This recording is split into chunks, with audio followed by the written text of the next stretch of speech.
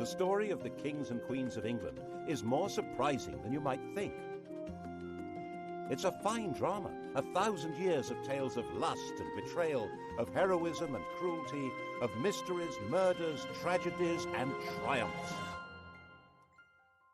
And all these figure in the story I'm telling now, the story of the Tudors.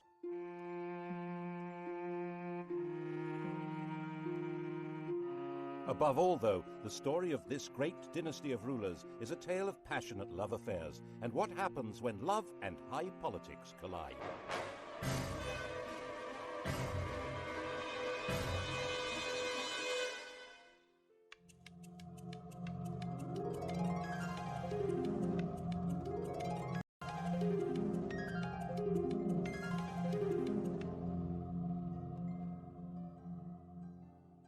The story begins with Owen Tudor, a hugely ambitious and very handsome young man. His father was an outlaw hiding out in the Welsh hills, but Owen managed to get employed as a servant in the household of the infant Henry VI. Now, this household was run by Henry's mother, Queen Catherine de Valois, a very sexy widow, who fell for Owen completely. There's no record that they ever got married, but they did have 5 children. When Catherine died in 1437, Henry VI was still only 13, and the barons who ran the kingdom in his name put Owen in prison. But when Henry came of age, he brought his stepfather, Owen Tudor, back to court and gave earldoms to his stepbrothers Edmund and Jasper Tudor. Owen ensured Edmund's marriage to a girl from Henry's family. Edmund died very soon after the marriage, but his 13-year-old bride, Margaret Beaufort, was already pregnant. Their son was born at Pembroke Castle. He was named after the king, Henry Tudor. And Owen had a grandson with a blood connection to the House of Lancaster, the family of the king. They weren't actually the legitimate line. Henry of Lancaster, Henry Bolingbroke, had deposed his cousin Richard II in 1399 to become Henry IV. The thrones of his son and grandson, Henry V and VI, rested on that shaky foundation, which crumbled in the Wars of the Roses when the true heirs to the throne, the House of York, began to battle for their inheritance. Owen Tudor stood squarely with the Henrys, the Lancastrians. That, after all, was where he had invested all aid for them. Beheaded by Yorkists in Hereford Marketplace, he was the last Tudor to lose his head. But as we all know, the Tudors would take up this approach to problem solving themselves, you might say, with a vengeance.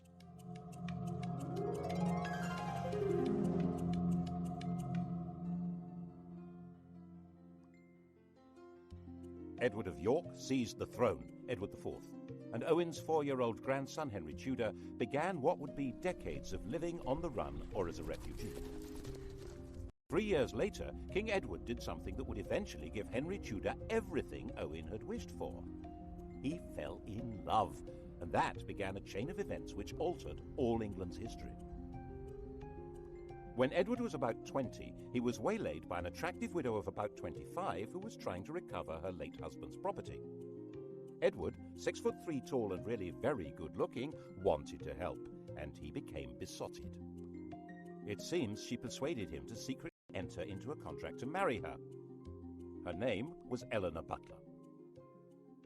About a year later, in 1464, another attractive widow, 26 years old, pulled the same stunt, and Edward did it again.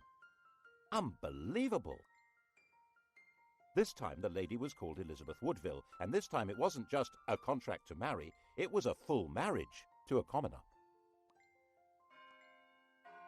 When Elizabeth Woodville was crowned in Westminster Abbey, the whole of Europe was scandalized. Marriage was all about alliances of power and property. Marrying a penniless woman for love was simply disgusting. The negotiators trying to arrange a proper royal marriage were humiliated. And when Edward heaped honours, wealth and titles on Elizabeth's relatives, the Rivers family, the nobility of England were outraged. They were, quite frankly, getting completely above themselves. If anyone had known about Edward's promise to marry Eleanor Butler, things would have been even worse. But she was quietly shut up in a convent and died in 1468. As it was, Edward lost so much support that in 1470 he was actually driven out of England, and Henry VI came back to the throne. A few months later, Edward came back into London and regained the crown, thanks to the strong support of London merchants to whom he owed money, and even more, it was said, of their wives and daughters, who really seemed to have found him romantically interesting. Which, face it, Henry VI certainly wasn't, unless you fancied an elderly saintly scholar who'd lost his mind. In the battles that followed, Henry's son, another Edward, was killed, and King Henry himself, captured, disappeared into a prison and was never seen again. The whole male line of the House of, except for one fragile thread, Margaret Beaufort and her 15-year-old son Henry Tudor. Not that they had any claim to the crown. Of course, the Lancaster dynasty had begun by simply usurping the throne, but on top of that, Margaret's grandfather was illegitimate. A law had been passed to make him legitimate, but it also barred him and his descendants from the succession. And that would probably have been that, if it hadn't have been for Edward's little secret, which didn't emerge until Edward himself was dead. He was only 41 when he fell ill and died. His son, the Prince of Wales, also called Edward, was just 12 years old. Everyone refers to this young man as Edward V, but he was never crowned.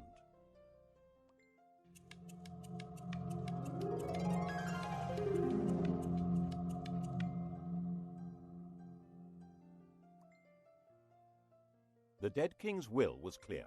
Prince Edward would be his successor, of course, but he would be in the care of a guardian and protector of the kingdom. That person was Edward IV's brother, Richard, Duke of Gloucester. We all know him as the most evil king in English history, the warped and twisted Richard III.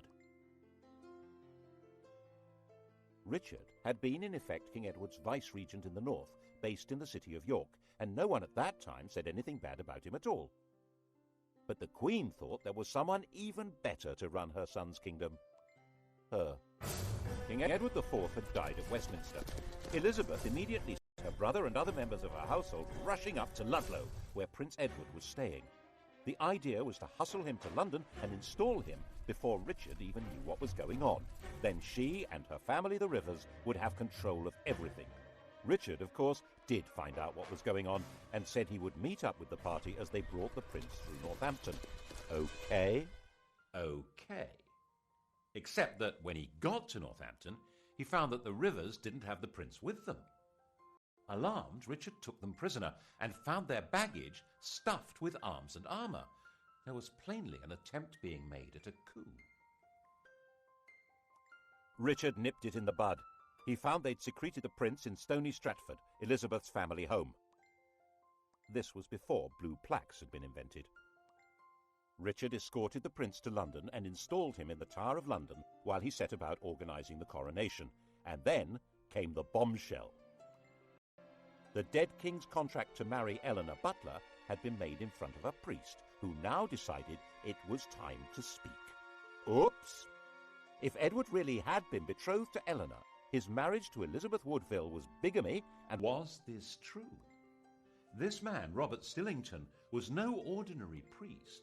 Edward had promoted him and trusted him, making him a bishop and keeper of the Privy Seal and then Chancellor of England. But then Stillington became awfully friendly with King Edward's ambitious brother, the Duke of Clarence, and Clarence could not be trusted an inch. If Edward's children were illegitimate, Clarence would be next in line to the throne. Edward quickly had his brother sentenced to death and executed in private with no chance to make a public statement. Instead, the world was told Clarence had drowned in a butt of Malmsey, a barrel of sweet wine. Such a sad accident. Stillington spent a year locked in the Tower. After his release, perhaps nervous of the power of strong drink, he kept his mouth shut until Edward was dead. But now he spoke, and Parliament believed him. With Edward's children illegitimate and Clarence's disinherited when he was executed, Richard was left as the proper successor. He reluctantly accepted. Well, he accepted.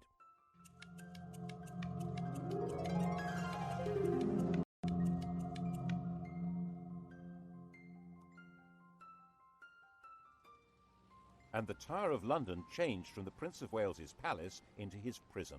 He shared it with his brother. Neither was ever seen again. Did Richard have them killed? No one knows, but later the evidence was going to be shaped as far as possible to make him guilty. He's been said to have personally killed Henry VI and Henry's son, whose widow he married, and done the dirty deed with Clarence and the Mumsy, quite apart from the murder of the princes in the Tower. The picture of Richard that's come down to us, the hunchbacked, sinister and ruthless tyrant, is a caricature painted after he'd been deposed and immortalised by the Tudors' greatest propagandist, William Shakespeare. One of the buildings inside the Tower of London was even given the name the Bloody Tower to associate it with Richard's foul murder of the princes, though they almost certainly were in a different building anyway.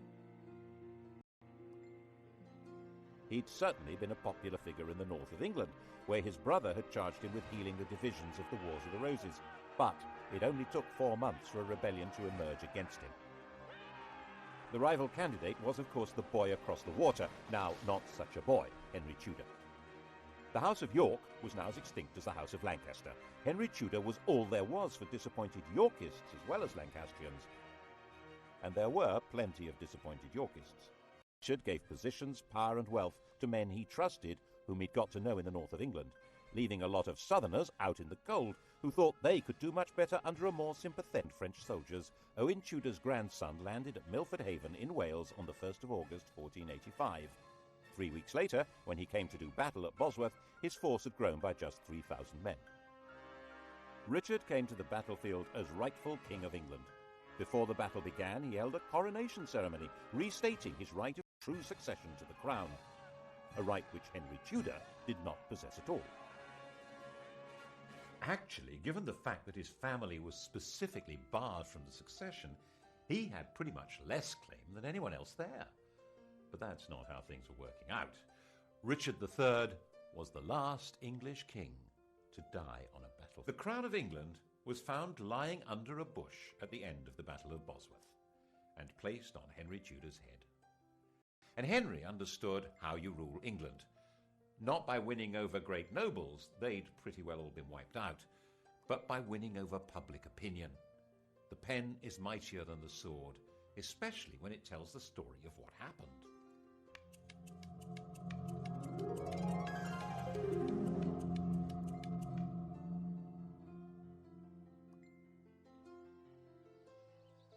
Firstly, he must not be accused of killing a king, so Richard III was not king on the day of the Battle of Bosworth. Henry Tudor dated his reign from the day before the battle. It was Richard who'd been fighting against a king, not Henry. Henry was king. It was Richard who was the traitor. Got that? Secondly, he must deal with the question of his legitimacy as a ruler, so he married Edward IV's daughter. She was the legitimate line of descent from William the Conqueror, a true Plantagenet. Their son, when they had one, would be the legitimate heir by every possible standard.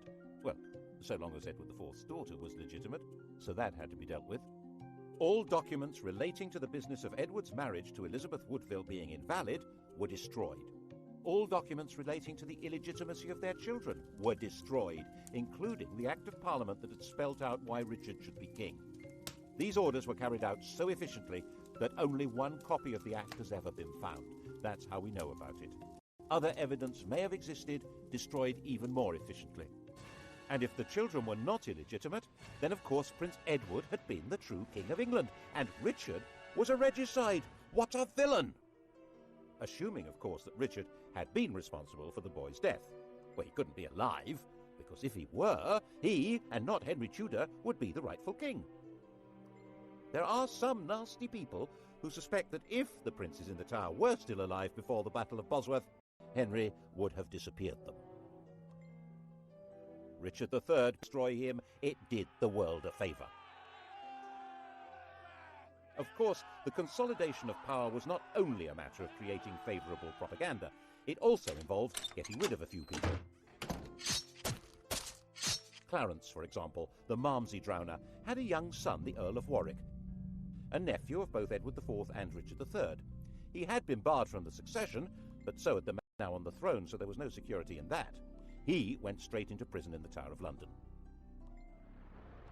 But then a priest in Ireland suddenly produced a 10-year-old boy who he said was the rescued Earl. The boy looked right, spoke right, had all the right manners. He was solemnly crowned in Dublin Cathedral as Edward VI, and a force of Irish supporters backed by Flemish troops then landed in the north of England.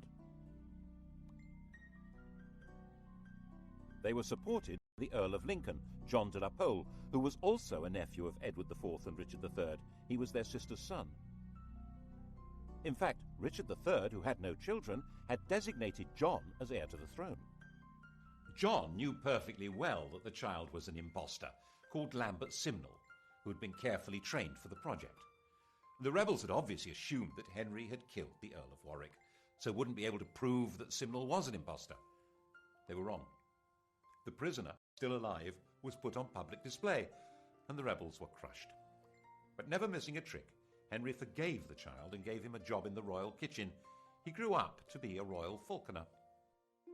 Another impostor appeared in 1492, this time claiming to be the younger of the princes in the Tower, Richard, Duke of York.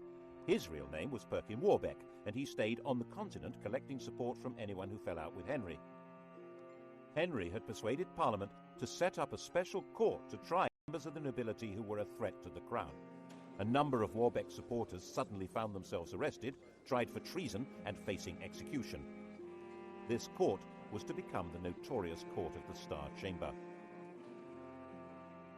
Perkin was a constant irritant, first trying to invade from Ireland, then teaming up with the King of Scotland, and finally in 1497 he raised a rebellion in Cornwall, which Henry crushed, and promising leniency persuaded Perkin to surrender. Perkin was imprisoned in the Tower, which of course already housed Clarence's son, the Earl of Warwick. And of course it wasn't long before evidence appeared that the pair of them were plotting a joint escape, and that was the end of both of them. There was one other person with a claim to the throne, Henry Tudor's mother, Margaret. In fact, whatever claim he had, she must have a better one, but no woman had ever ruled England in her own right. And Henry needed a son. This child of the blood royal was to be linked not just to the Plantagenets, but to patriotic English legends. But Arthur died in 1502, leaving his younger brother Henry as the Tudor heir. And in 1509, when the 52-year-old king died, Henry VIII succeeded to the throne.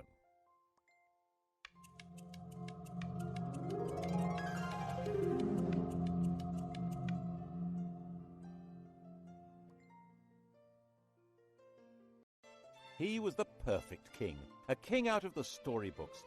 He was 17 years old, extremely well educated, extremely good looking, with polished manners and the style and physique of an athlete. He also had an unchallengeable claim to the crown, and to secure the succession, Henry VIII married the woman to whom he'd been betrothed for 7 years, Catherine of Aragon, his dead brother's widow. The Spanish worried that this was against church rules, and so the Pope granted a dispensation. In fact, this was all rubbish. While the Bible specifically forbids a man from sleeping with his brother's wife, it actually insists that he must marry his brother's widow.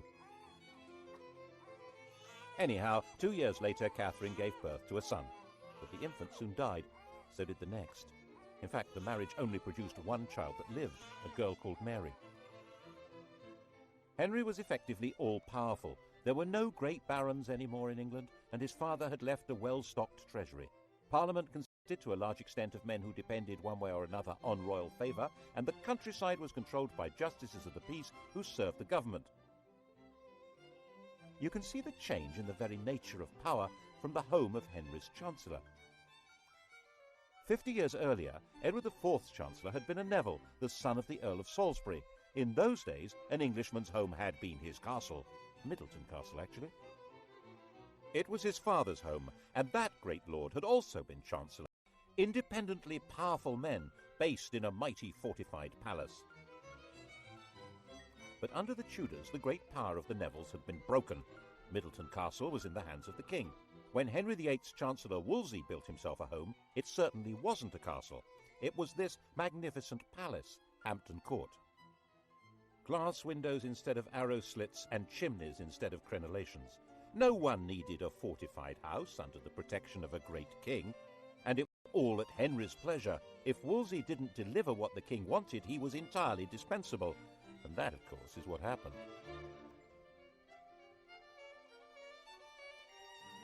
The royal marriage was haunted by the ghost of their dead sons. By the end of the 1520s, Catherine was in her late 40s, had stopped getting pregnant, and there was still no male heir, just a daughter. And England had never been ruled by a... Then he would be free to take a younger bride and make a baby boy.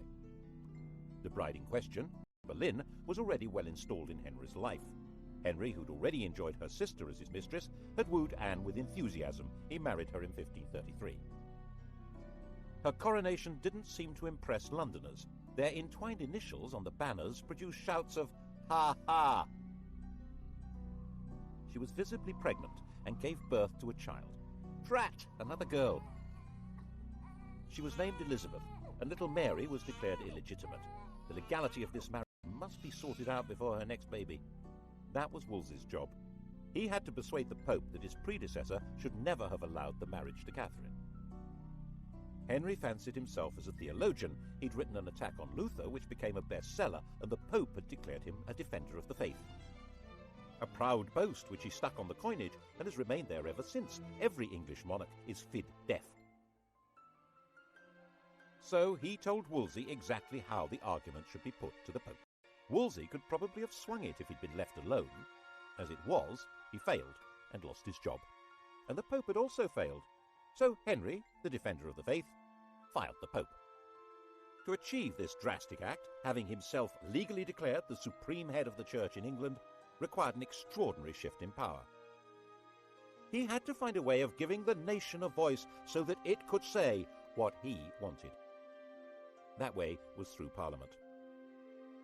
The Church's wealth and power was hugely unpopular. The notion of no longer paying church taxes to Rome was really very cheery. But it wasn't as simple as that. Some people believed that the Pope really did represent divine authority. And for many others, there was a fear that the Pope might excommunicate their customers on the continent if they continued trading with them. With the effective help of a new chief minister, Thomas Cromwell, and a new Archbishop of Canterbury, Thomas Cranmer, Parliament passed the necessary acts. By the end of 1534, the King of England had become legally the total, overall, supreme ruler of the whole shebang. Once Henry VIII had become head of the Church in England, he was a new kind of king. One immediate consequence of the new order was that he had control of the fabulous wealth of the English Church. It wasn't just the Pope who got the sack. He closed down all the monasteries and nunneries.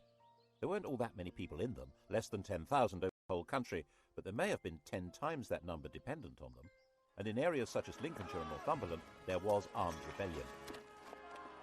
One of the rebel leaders was John Neville from that great old family of barons, but the Nevilles were no threat to the modern crown.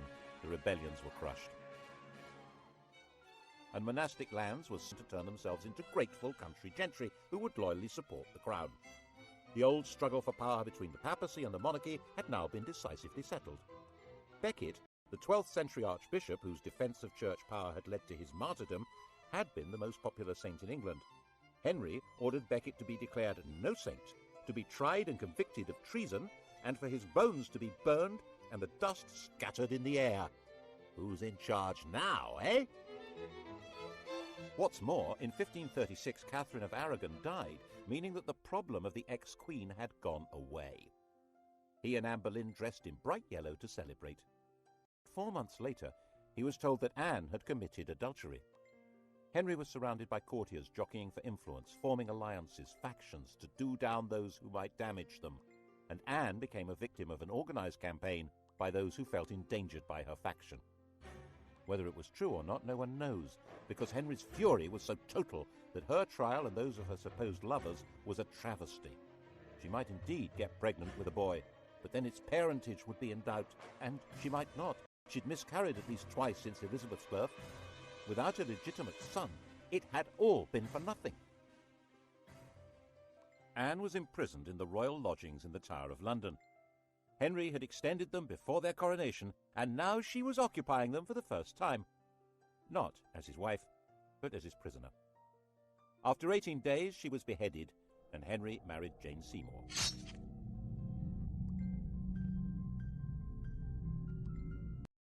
England after the death of Anne Boleyn was a kingdom like no other. Henry ruled in England as head of the church as well as king, like some pagan priest-king. He was the judge of heresy as well as crime. He held the keys to heaven as well as to earthly promotion. That chap in the Vatican was now just referred to as the Bishop of Rome. To even think the wrong thoughts in this kingdom could be treason. That was how the new Chancellor, Thomas More, found himself imprisoned in the bell tower of the Tower of London. Not for what he did or even what he said, but for thinking that the king should not be head of the church. He was publicly executed on Tower Hill. Henry was terrifying, magnificent, generous, dangerous, and in most people's eyes, the best king England had seen in a very long time. And Jane had a son, Edward. Sadly, she died in childbirth, but the throne was safe. His only problem was abroad, and by 1539 it did begin to look as though the Bishop of Rome might be lining up some muscle against him. But there were now well-established and powerful Protestant princes in Germany, and on the fine old principle that my enemy's cleaves for a wife. The defender of the faith, intellectual scourge of the Lutherans, had married one. Actually, neither of them was much interested in theology, or in each other. Henry, now fat, with an ulcerating leg and a vicious temper, his 23-year-old wife was plain, smelly, and lacking in all the graces. He called her a Flanders mare, and they both quickly agreed the marriage was a terrible mistake. Fortunately, it was soon discovered that she had a pre-contract of marriage with someone else, and so there never had been a valid marriage to Henry. The only casualty was Thomas Cromwell, who'd set the whole thing up, and who now went to the block. Well, him and one of Anne's ladies-in-waiting, Catherine Howard. Her destruction began when More's ended. She was a kind of well-connected Monica Lewinsky figure, a teenager with sex on her mind who wanted to seduce the most powerful man around. And he fell for her and married her. And when she carried on being sexy and had sex with other men, he flew into another tempestuous rage and had her beheaded. Her lovers' heads were mounted on London Bridge. Henry decided to marry John Neville's widow, Catherine Parr. She was extremely nervous, but had no choice. She worked hard at trying to keep Henry's temper in check, moderating his ferocity towards people he thought were traitors or heretics, and persuading him to acknowledge Mary and Elizabeth as his legitimate children. His death, 4 years later in 1547, was obviously a huge relief.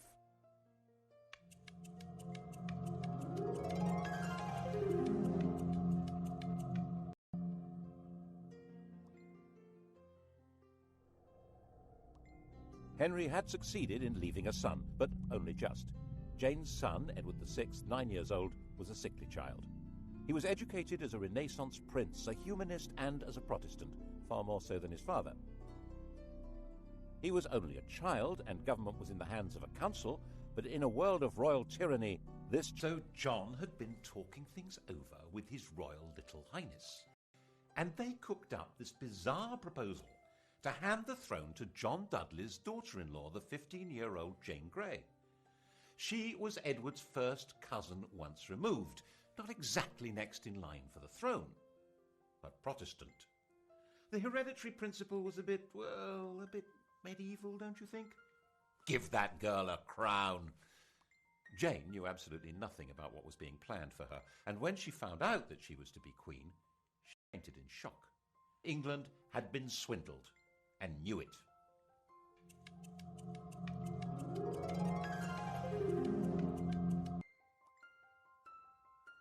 Jane came to London as queen. But was she? Everyone's eyes turned to Mary. Throughout all that had happened since Henry had disowned her, Mary had very publicly maintained her Catholic faith and the public celebration of the Mass. She'd become a symbol of resistance to tyranny, and whenever she appeared in public, she was mobbed and cheered. And now Mary announced that she was the proper heir to the throne, and she was going from her home in Framlington in Surrey to be crowned in London. The journey was a procession through villages and towns filled with cheering crowds. She entered London to the greatest street party the city had ever seen. The dancing, drinking and bell-ringing went on all night. After just 9 days as the first woman to rule England, Jane was placed under arrest by her own father, who was supposed to be her chief defender. She was imprisoned, and Mary felt obliged in the end to have Jane executed. It didn't help that her father joined a rebellion against Mary. But by then, 6 months after her triumph, many people were ready to rebel against Mary. The defiant woman who'd stood against tyranny was now on the tyrant's throne. The English didn't actually like the papacy, but Mary did. The English didn't like Spain, but Mary did. She married its king, Philip II. And the English didn't like being forced to subscribe to religious beliefs on pain of death. Mary had 277 people burned alive because of their religious opinions. Bloody Mary. Unable to have children, a bitter invalid, England's second queen died in 1558, 42 years old, the most detested ruler in all England's history. There were celebrations almost as fervent as had greeted her arrival 5 years before.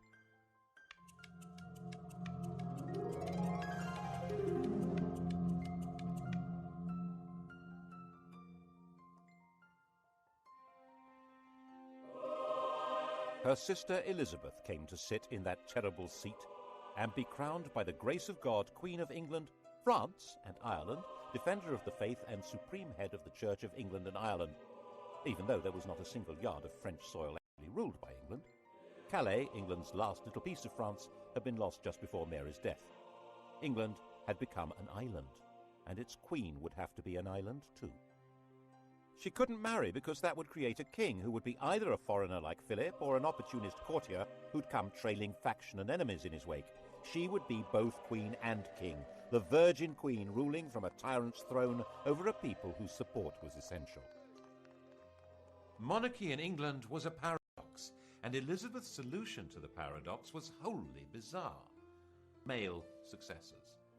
That had not materialized, and now Elizabeth would choose to have no child at all. How would the crown survive? Elizabeth succeeded to the throne when she was 25 years old. By that age, women were generally married with children, but Elizabeth had never had any intention of doing that. Her father had killed her mother.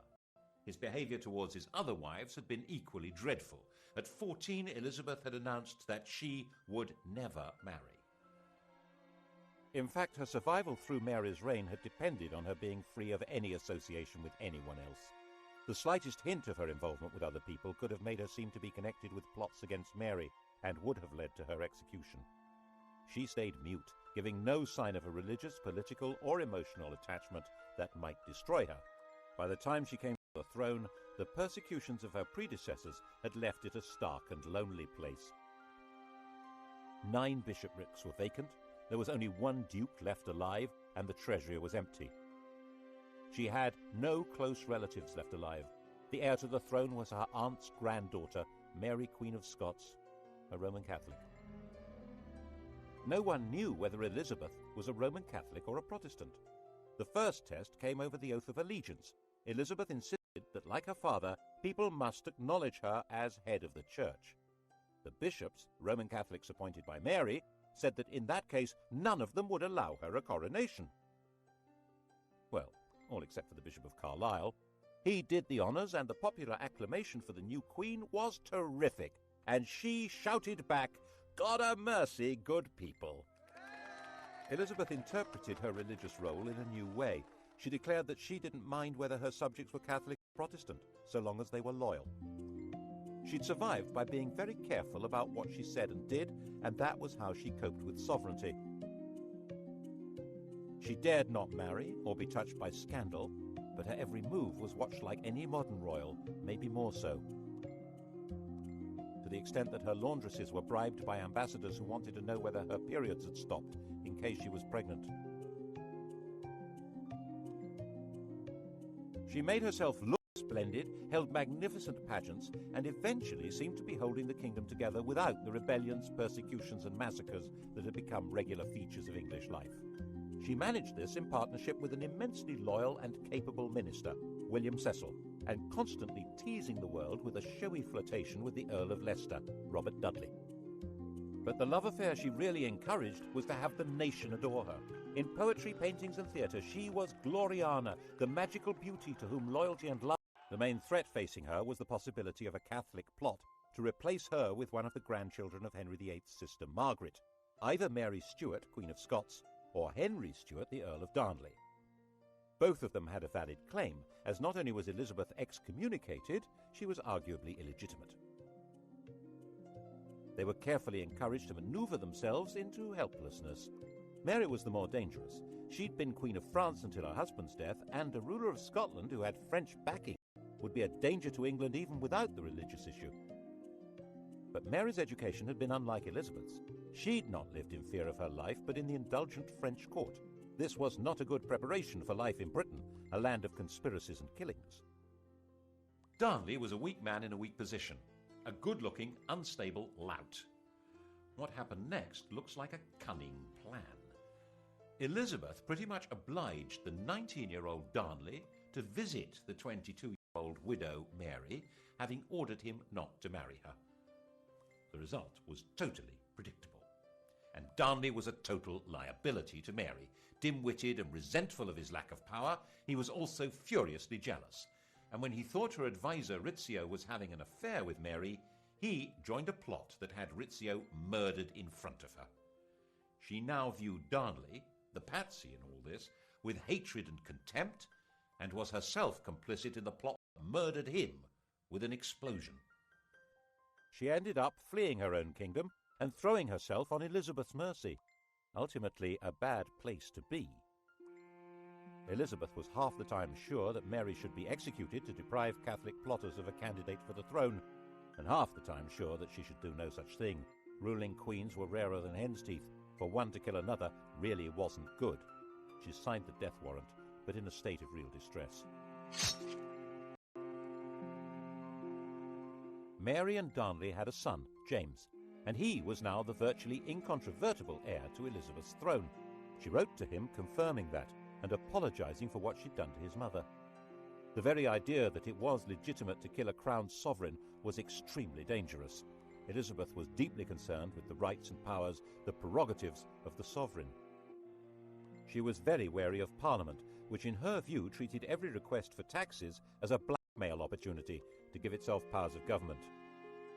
So she tried very hard not to ask for taxes, and her government was parsimonious, mean as possible, and then some.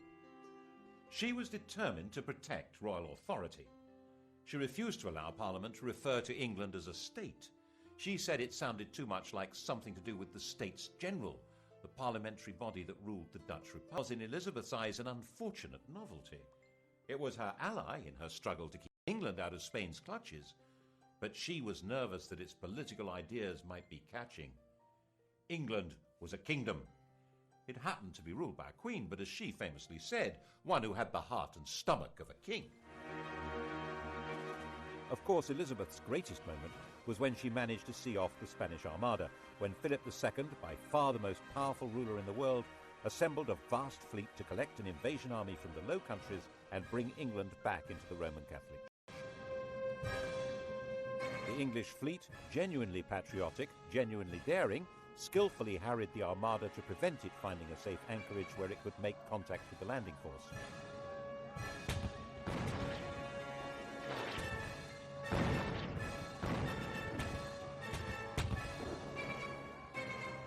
When the Spanish decided to sail home, they were hit by strong winds and heavy seas that were too much for many of these Mediterranean cargo vessels. So far as the English and the Dutch were concerned, God had blown them away. Philip himself saw it as a baffling defeat that meant God was not on his side. But Elizabeth was still not prepared to ask Parliament for the money to pay her victorious sailors' wages. They were not due to be paid until they came ashore, so their queen left them rotting at anchor. And when messengers came to court to plead for the starving men who'd saved England, they arrived in the middle of extravagant celebrations of the victory and were turned away. Elizabeth died, the grandest of all England's rulers, in 1603. Her successor was Mary's son, James Stuart, already ruler of Scotland. He had inherited glory, but with it an empty treasury and an isolated kingdom. In the next programme, we'll see what the Stuarts did with this poisoned chalice.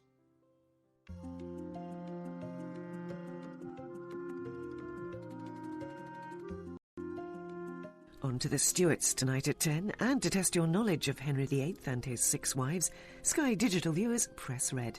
Coming up on UK TV history, decisive weapons at Agincourt and in the Falklands, the longbow and the Harrier jet.